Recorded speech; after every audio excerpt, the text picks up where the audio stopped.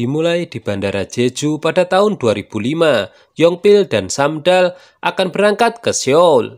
Akan tetapi ternyata bukan hanya mereka saja, ada Unu dan Gyeongtae yang tiba-tiba muncul. Berbagai cara telah mereka tempuh agar bisa merangkai mimpi di ibu kota. Contohnya Gyeongtae yang telah meminjam uang ibunya untuk membuka toko baru. Namun tanpa disadari, mereka merasa kehilangan salah satu Power Rangers, yaitu Sangdo, yang rupanya tidak mampu membeli tiket pesawat. Hanya saja, ia lebih suka tinggal di Jeju. Awalnya semua tampak optimis, tapi Seoul sangatlah berbeda dari apa yang mereka pikirkan. Masing-masing dari mereka mencari nafkah dengan pekerjaan kasar yang berbeda-beda. Dan impian mereka tampaknya sulit untuk diwujudkan. Ada pepatah mengatakan selama bertahun-tahun burung-burung bermigrasi terus berusaha mengejar impian mereka. Namun pada akhirnya mereka selalu kembali ke Jeju dengan berbagai permasalahan. Dan itu membawa kita ke masa sekarang di mana Yongpil jatuh ke dalam air. Samdal menyeretnya keluar tapi dia meringkuk menjadi bola di pantai karena malu. Sambil merengek, Yongpil kemudian menyuruh Samdal untuk pulang. Tapi Samdal masih memiliki misi untuk balas dendam. Dia masih berlutut di situ dan mengeluarkan senjata milik Yongpil. Hal itu membuat Yongpil semakin malu. Sementara Samdal tidak bisa berhenti tertawa.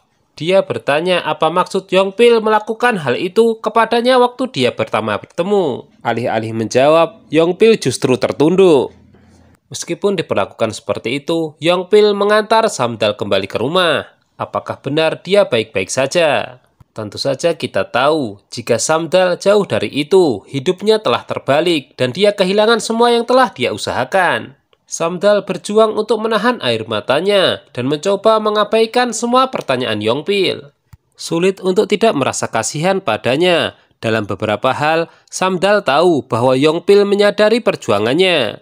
Menariknya, ibunya juga kesulitan untuk tidur, memikirkan apa yang dia pelajari malam sebelumnya dari teman-temannya yang membicarakan tentang putrinya. Keesokan paginya, tiba-tiba ibu Samdal melakukan jogging dengan mengenakan piyama dengan diikuti suaminya. Hal itu ia biasa lakukan untuk melupakan masalah. Sementara itu, Yongpil kembali menolak untuk dipindahkan ke kantor pusat di Seoul karena ia tahu Samdal telah kembali. Teman-teman Samdal mencoba menampik tuduhan. Hanya saja wartawan terus bertanya untuk mencari kesalahan. Setelah mendapatkan laporan dari temannya, Samdal menghubungi Unju namun tidak diangkat. Jelas ia semakin murka dengan fitnah yang keji ini. Setiba di rumah, ibu Samdal menyaksikan kedua putrinya berjemur seperti di pantai. Hal itu membuatnya muak, ia pun kembali berjogging. Di jalan, Yongpil berteriak-teriak memanggil nama Samdal. Dan ketika gadis itu muncul, ternyata salah paham. Samdal yang dipanggil adalah anjing kesayangan Yongpil. Pada momen ini, Gyeongtae memergoki Samdal berada di antara tumpukan sampah. Disitulah tidak bisa ditutup-tutupi lagi, memang Samdal kembali lagi ke Jeju. Gyeongtae segera menghubungi Unu untuk mengabarkan ini. Di sisi lain, kabar mengenai fitnah yang dialami Samdal semakin merajalela. Dia dianggap telah mengintimidasi anak didiknya dan itu membuat ibunya kecewa. Saudara Samdal sedang naik bus dengan dikemudikan oleh ayahnya sendiri. Mereka berbincang mengenai skandal yang menyeret Samdal. Diperlihatkan juga jika Jindal juga mengalami kasus yang sama.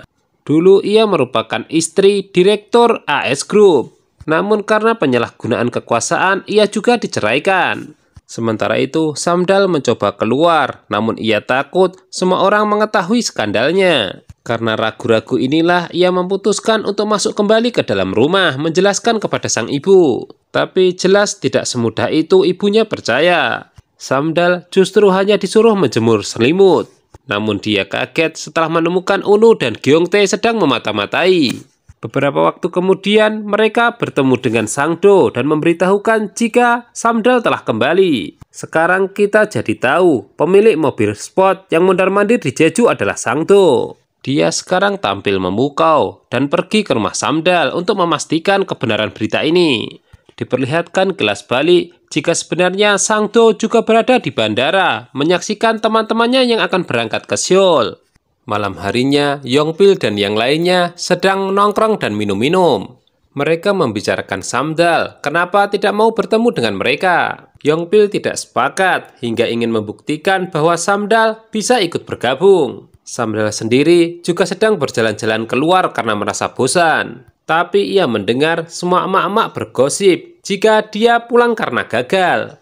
Tentu semua informasi itu mereka dapatkan dari media sosial. Samdal sangat tertekan hingga kemudian menyendiri. Akan tetapi ia gagal bersembunyi karena Yongpil memang sedang mencarinya, mengajaknya bergabung untuk nongkrong dan minum-minum.